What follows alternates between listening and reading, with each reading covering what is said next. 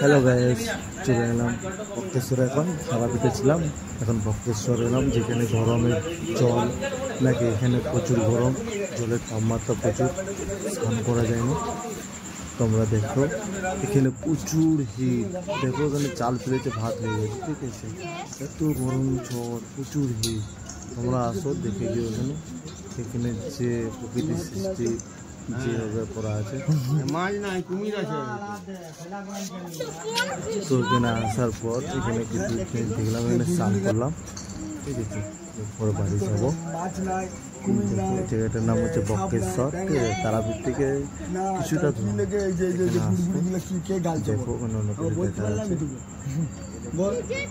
না নিজে কেউ কোনো নিজে ফুটে বলতে পারে বাবার মহিমা। কেউ খুদাও না, বুড়ি বুড়ি কেন গালছে সেটাই তো বাবার মহিমা। এখানে একটু দেখতে পাবে, এখানে মেয়েদের স্নান করার ঘাট আলাদা, ছেলেদের স্নান করার ঘাট আলাদা। তো গরমকালে স্নান করতে পারবে না, প্রচুর গরম। শীতকাল হলে সবচেয়ে বেস্ট হয়, ঠিক আছে। তো এই পর্যন্তই। নেক্সট ভিডিও আবার সাবস্ক্রাইব করে দিও।